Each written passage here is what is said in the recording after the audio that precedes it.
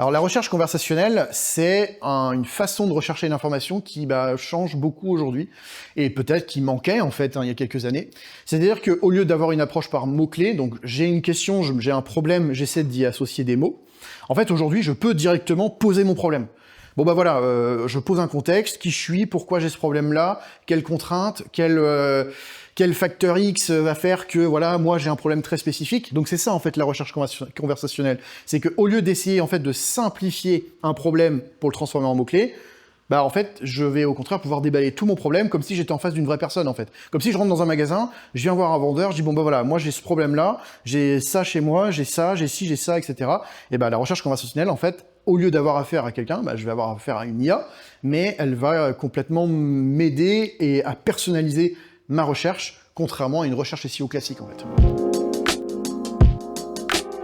Les moteurs conversationnels s'attendent à avoir un format de contenu, bien évidemment, structuré, on parle des données structurées, la formulation de questions, les FAQ, des modules résumés, des chiffres clés importants, des citations d'experts.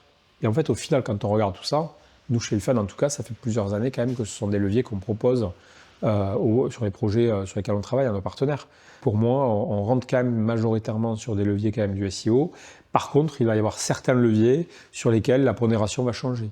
Typiquement, si je prends l'exemple des mentions, avant on savait que Google prenait en compte les mentions d'une marque en termes de puissance de marque, c'était quand même quelque chose qui était là, mais la pondération n'était pas forcément énorme.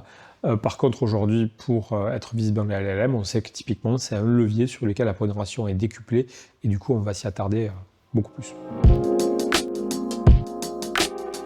Je sais pas. Pour moi, c'est, moi sur des basic SEO en fait, que ça soit à l'heure de l'IA ou pas.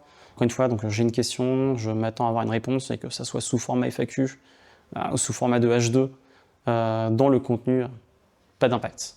Dans le cadre de la recherche conversationnelle, c'est vraiment très important d'identifier les questions qui se posent les internautes et formuler comme telles, donc recouper finalement ce qu'on peut trouver comme requête, comme réponse de requête dans ChatGPT et aussi plus classiquement dans les FAQ de Google, notamment via les People Also Ask. Donc il faut vraiment se poser et identifier les questions, vraiment formulées comme telles, des internautes. Alors c'est impossible de prédire l'avenir.